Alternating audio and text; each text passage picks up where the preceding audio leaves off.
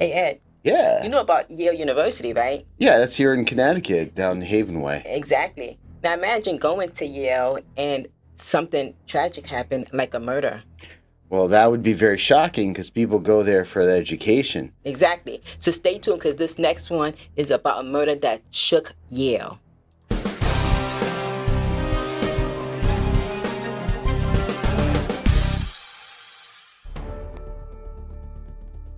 What are you doing? Checking if someone is behind this wall. Oh, I think I get it. Someone could be behind here. Oh, like our case today, which is about Annie Lee, who was found murdered inside a wall in the basement of a Yale University research lab. There's no one behind there. You can never be too careful. I guess he was freaked out investigating this case. It must have, so he's checking the walls. I think we're okay. Hey, guys, welcome to Studio 7L. It's your girl, Siobhan. And I'm Ed, and that's our Crime Force AI investigation team. Agent Owens, Agent Wells, Agent Wells was touching the walls. So I guess he had a fascination and see what's behind it. Anyhow, they bring us, not only the AI created, they bring us the information on this case using AI tools. So we're going to get started. But before we do, this is for education and entertainment purposes only. Please do your own research. Even though we use AI tools, they also make mistakes. And always be kind to everyone, friends, family, even strangers. Everyone, everywhere. And today we're talking about Annie Lee. Now, this one isn't going back too far. I know this past month we've done a couple that going back to the 30s and 40s, but this one is relatively new. Yeah. Again, it's in our home state. Beautiful picture. And we're going to talk to the Crime Force, the Crime Force is going to tell us about this case.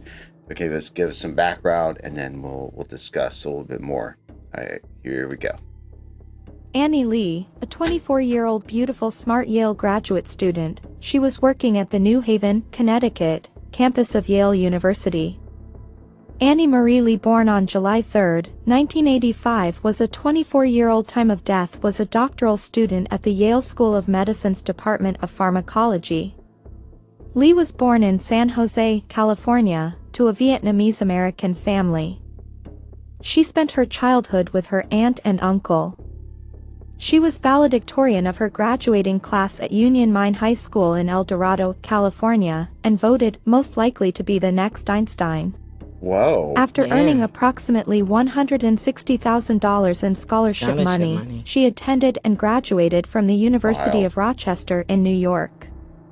Her major was cell developmental biology with a minor in medical anthropology. Just 5 days before her scheduled wedding, Annie Lee and Jonathan Widowski were deeply in love and had planned their wedding meticulously. They were set to marry on September 13, 2009, at the North Ritz Club in Syosset, New York.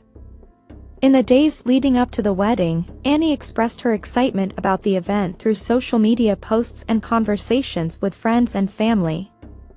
She even mentioned specific details about the wedding preparations, including her enthusiasm for various aspects of the ceremony.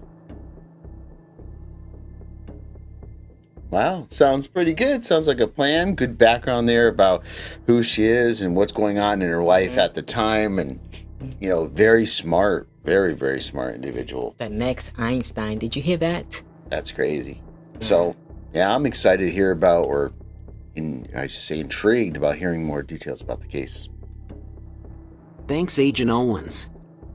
This is a unique case. On the morning of September 8th, Lee left her apartment and took Yale Transit to the Sterling Hall of Medicine on the Yale campus.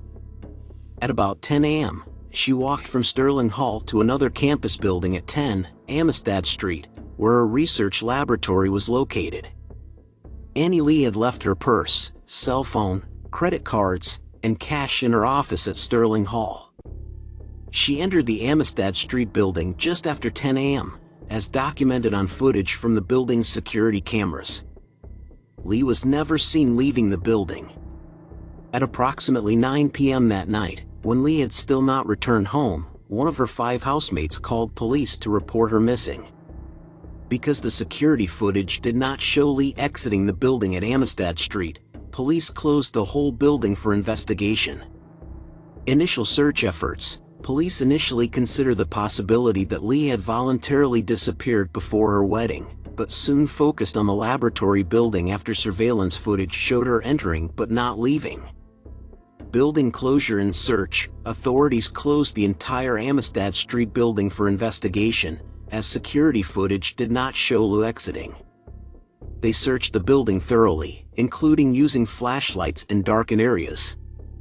Expanded search. The investigation expanded to include searching a Connecticut waste processing facility in Hartford, with FBI agents and state troopers using cadaver-sniffing Now, dogs. Hartford is nowhere near the Yale. Evidence No, it's discovery. far away. On September 10th, investigators found a box of Wipe-All hygienic wipes with apparent blood splatter in one of the laboratory rooms where Lee had worked.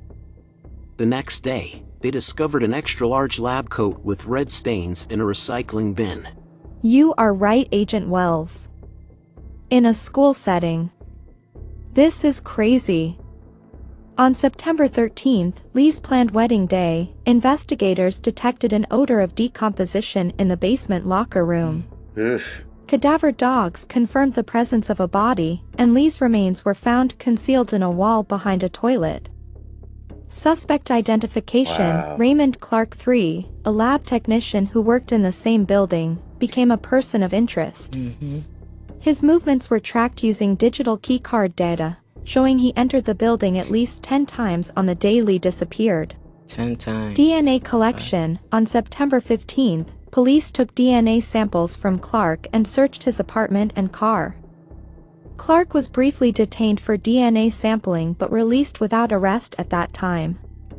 Clark and Lee's DNA were both found in the 24-inch wall space where Lee's body was concealed. Lee's blood was reportedly found on Clark's boots. Clark's DNA was discovered on Lee's body. DNA from both Clark and Lee was found in the ceiling tiles containing bloody clothes. There Clark's you go. DNA was found in the crawlspace where Lee's body was discovered. Additionally, investigators observed Clark attempting to clean lab equipment that contained blood spatters, which was likely an effort to remove evidence. Yeah, of course. His green ink pen, which he regularly used, was also found lodged in a crevice in the basement where Lee's body was hidden. These DNA findings, along with other circumstantial evidence like keycard swipes placing Clark at the crime That's scene a lot of multiple evidence right times, there. Yeah. formed a substantial part of the case against him. On September 17th, police arrested the perpetrator, Raymond J. Clark III, a Yale laboratory technician who worked in the building. After his arrest, Clark was held on $3 million bail at the MacDougall Walker Correctional Institution, a maximum security prison in Suffield, Connecticut. He appeared where in that's Connecticut at. Superior Court on October 6, 2009, but did not then enter a plea to the charges. His hearing was delayed until January 26, 2010, since not all of the materials in the case had been made available to the lawyers. Clark initially pleaded not guilty on January 26. His pretrial hearing was scheduled for March 3, 2010, in New Haven with pretrial evidence processing scheduled for July 26, 2010. Well, there's a lot of evidence. I don't see how it's going to get away That's with what I this love. one. And I'm Exactly. curious if the crime force is going to get to as to why. I'm guessing maybe jealousy. He probably wanted her. And for, I know this is going to sound They think bizarre, that. but for smart people, you figure you can stick a body in a wall, oh, nobody's going to notice. It's just maybe people panic and they don't think, but That's what I was thinking too. Like, you're supposed to be smart. But anyway, he definitely left a lot of evidence once he used his own card. yeah, the whole thing is, well, it's sad, but it just doesn't make sense either. So let's see what the conclusion has to say. I know you may be thinking, why did Raymond Clark would murder a beautiful young intelligent woman? Yep. That's what you're thinking. Well, the motive behind Raymond Clark III's murder of Annie Lee appears to stem from a combination of workplace violence and an attempted SA. There you go. Workplace Exactly. conflict. Oh, yeah. Reports indicated That's right. that Clark had a controlling personality and often clashed say with SA. colleagues over lab That's right. protocols and cleanliness standards. He was described as a control freak who became angry if others did not adhere to his strict expectations regarding lab practices. On the day Lee disappeared, he sent her a text message requesting a meeting to discuss issues related to cleanliness in their shared workspace. This suggests that there may have been underlying tensions between them related to their work environment. Attempted SA. During court proceedings, it was revealed that Clark attempted SA. Lee before murdering her. This charge was part of his guilty plea deal and indicates SA. Played a significant role in his actions leading up to the murder. The evidence presented during his plea included details about physical injuries sustained by Lee, which were consistent with strangulation and SA. Psychological profile. Clark's behavior prior to the murder raises questions about his psychological state. His past relationships reportedly involved controlling behavior, which could suggest deeper issues related to anger management or aggression towards women. Such traits may have contributed to his violent reaction when faced with perceived challenges or conflicts in the workplace. In October 2010, Clark's case was continued and another hearing was scheduled for February 9, 2011. In March 2011, Clark entered a guilty plea in Lee's murder in exchange for a 44-year prison term. On an additional charge of an attempted SA of Lee, he entered an Alford plea, a guilty plea that does not admit the facts but concedes the sufficiency of the evidence against him. Clark officially entered the pleas on March 17 and he was formally sentenced to 44 years imprisonment on June 3, 2011. Good, get him, keep him At his there. sentencing, Clark took responsibility for his actions and expressed remorse for the murder.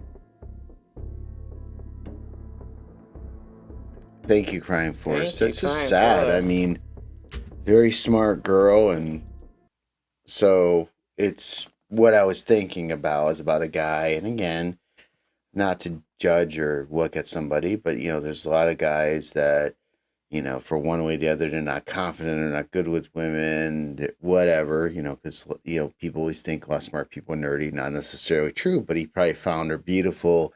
Maybe there was a little flirting, maybe he tried, and that rejection just got to him, and he probably just snapped, but no excuse, obviously. But I'm just trying to make heads or tails what triggered it, but you're a little closer to this. And yes, so, of course, me being in the HR field, violence, right? Workplace violence, because they in a setting where they supposed to be working together. I don't know if Annie failed to talk to HR people about this, because she was being harassed. Let's put it this way. Yeah. And who knows how much evidence it went to that, because that could have been in the records, but there was no. Annie was saying, okay, this might just go over, or whatever the case may be, but if she should have been making those documents, unfortunately, she maybe could have been alive today, because they would have just nipped that in the butt. And of course, he was controlling. And I guess when you work, sometimes you don't even think of stuff like this. Like, who would think that, someone is like, oh, you need to keep this place clean and do all of this stuff, which is stuff we don't think about. But the fact is that he was really upset and controlling. And like you say, he could have had a attraction to her, but she was getting married. She was with someone else. He probably found her attractive, and he just felt like, he was out of control. I don't think he actually went in to murder her. He went in and things probably got out of control because he thought that she was going to say, okay, yes, I will do what you say. And she probably came back and was like, excuse me, so she probably came back in a forceful way where he was like, he just got out of control. And I think it was definitely an accident. I don't think it was done on purpose, but that's my just opinion, because he wasn't prepared. You know what I'm saying? He wasn't prepared. That's why I just put it in the wall. I mean, because that wouldn't be the person. And you prepared. Why would you be swiping in and out and doing all this other stuff? But then when things got out of control, he was like, oh my goodness, now I think I need to clean up this and just try to push her and hide it in the wall, which it's a very unfortunate mess, and deals again with some mental instability. There's something else I was going to mention, but he could have got help too, because he definitely had an anger issue, and that should have been just shut down, but it just wasn't. Unfortunately, it had to come to this. Oh, I know what I was going to say. And also, too, she might not have went to HR or went to different people, because it could be also a cultural thing. There's some things where you don't want to bring any disrespect to the family or make a big deal, or maybe it'd be, you don't want to get her current future husband jealous and make this a bigger thing. So maybe she says that I'm just going to deal with this. And, so there's a lot of other things. That's true too. Because sometimes people do not actually say things because of culture issues, and they feel like I don't want to. Yeah, you don't want to problems or bring attention or embarrass the family or get my future husband upset. What do you guys think? Let us know in the comments. We really appreciate it. We want you guys to come back. We're getting to the end of the year. Yes. We had a nice great year. 2025. Yep, almost. We're getting close to the end time here of this year. So hope everything is going well with you. Come on back and subscribe. We really appreciate it. Membership is there if you want to. We will, if you become a member and through the comments and through other ways, we'll do shout outs, and we'll also look into what cases you're interested in, but just in general. Right. Even if you're not a member, let us know what kind of stuff you like. Do you like more of the mysterious stuff, more of the scarier stuff? We like to cover anything that's true crime. We go over. Think about it. If they become a member, they control what we say. Yeah, they can look at it and be like, oh, I want you to do this case. I want you to do it. And you'll just have to say it, and we do all the work. How easy is that? Well, with the help of Crime Force, of course. Of course, But it's considered. We just want to say we're not going to be doing every case. You got it. So until next time, we hope to see you on Studio 7-0. All right, out.